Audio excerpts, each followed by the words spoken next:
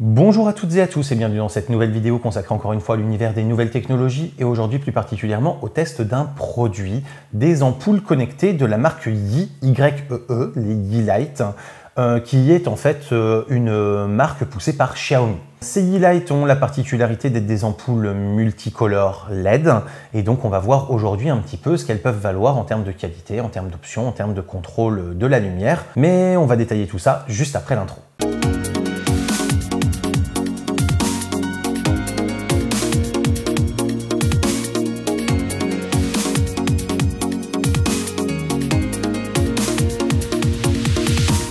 Et avant de rentrer un peu plus dans le vif du sujet, je vous rappelle que je publie des contenus différents de ce que je publie sur YouTube, sur divers réseaux sociaux et sur ma chaîne Twitch. Vous avez tous les liens qui sont en description et à la toute fin de la vidéo directement cliquables.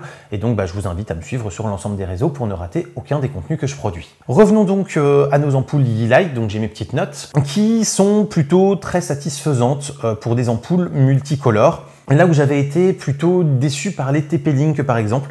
J'aime beaucoup leur prise connectée, je vous en avais déjà d'ailleurs fait le test que je vais vous remettre en haut à droite dans les fiches directement sur l'écran. Mais pour le coup, les ampoules TP-Link avaient des dérives colorimétriques qui étaient assez peu agréables quand vous vouliez de la lumière blanche. Vous n'aviez jamais du blanc chaud ou du blanc froid, vous aviez un blanc bleu, un blanc rose, un blanc jaune un peu dégueulasse. Et donc j'ai testé une autre référence et j'avoue que ces Yeelight m'ont particulièrement bien convaincu, je leur trouve assez peu de points négatifs. Donc déjà en point positif, elles sont extrêmement faciles à installer.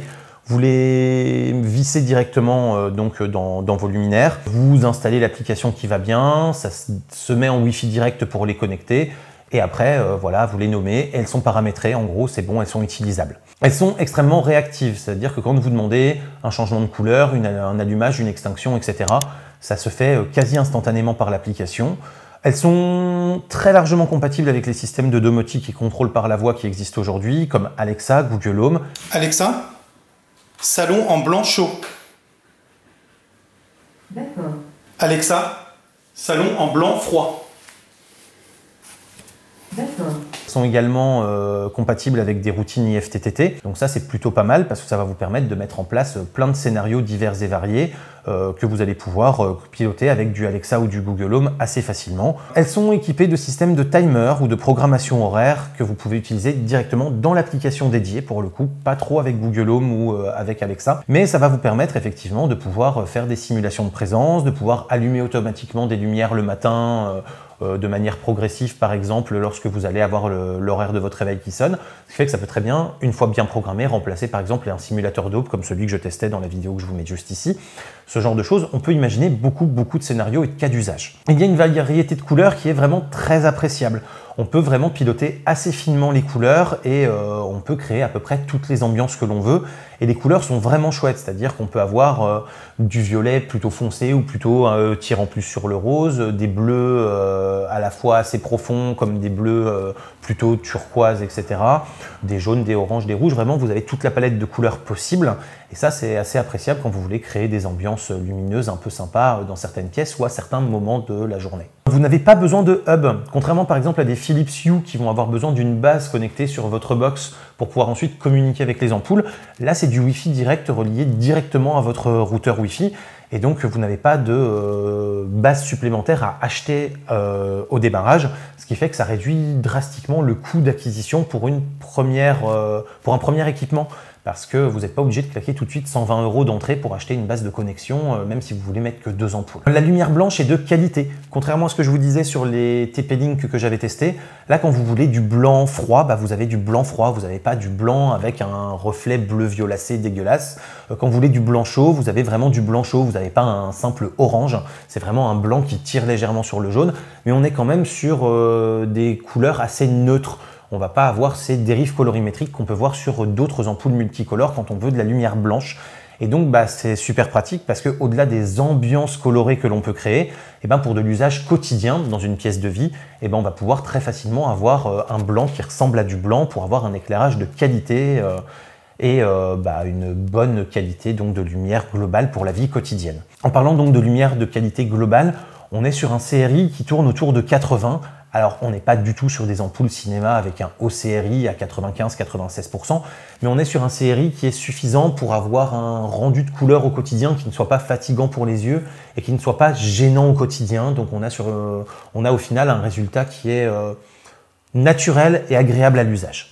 Les deux choses que je pourrais leur reprocher, c'est qu'on n'a pas d'indication de la consommation ou des temps d'usage qui puissent être répertoriés dans l'application. Là où par exemple justement TP-Link le propose. Donc on ne peut pas se rendre compte de la consommation que l'on fait en temps réel en allumant une lampe, deux lampes, en réglant la puissance ou la colorimétrie. Et on ne peut pas non plus se rendre compte un peu du temps d'usage qu'on en a déjà eu pour essayer de prévoir un petit peu les ampoules très utilisées qui risquent de claquer et pouvoir recommander éventuellement à l'avance une ou deux ampoules quand on sent qu'on arrive sur les fins de durée de vie annoncées. Et il y a un mode musique dans l'application qui ne me semble pas pertinent.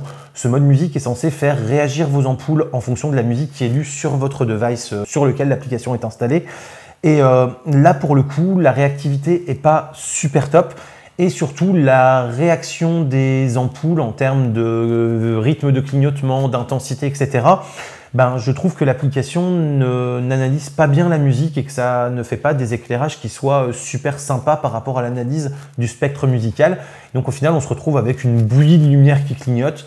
C'est sympa 5 minutes, mais c'est pas suffisamment précis par rapport à la musique qui est diffusée pour créer une véritable ambiance visuelle et musicale en même temps. Mais voilà, ça c'est vraiment de la petite option à la con, donc c'est pas vraiment un manque pour moi, mais simplement comme elle était dispo dans l'application, ça me semblait important de vous signaler que, à mon sens, elle n'était pas pertinente et fonctionnelle correctement. Mais donc globalement, ces ampoules Yeelight, j'en suis très satisfait. Elles ont une super qualité de lumière, elles sont faciles à installer, faciles à piloter, très faciles à relier à Alexa et Google Home pour être pilotées par la voix ensuite.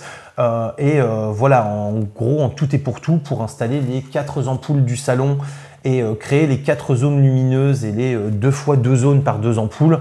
Ça m'a pris, grand max 10 minutes pour les connecter, les paramétrer, les nommer, créer les groupes, les intégrer à Alexa et Google Home. Donc on est quand même sur quelque chose de très rapide à installer, très intuitif et sur lequel on rencontre aucun problème d'installation. J'espère que cette vidéo vous a plu et vous aura appris des choses. Si c'est le cas, comme d'habitude, n'hésitez pas à commenter, liker, vous abonner et partager, c'est le fameux clap. N'hésitez pas non plus à faire un tour sur Tipeee et sur Utip pour soutenir la chaîne financièrement, ça fait toujours extrêmement plaisir. Et en plus, vous n'avez pas besoin de débourser d'argent, vous pouvez juste regarder des vidéos de publicité. Et quant à moi, je vous dis à très bientôt pour plein de prochaines vidéos, photos, techno, informatique et jeux vidéo qui font le contenu de la chaîne au quotidien. D'ici là, continuez de rester curieux et de regarder des vidéos sur YouTube. Salut à tous, bye bye.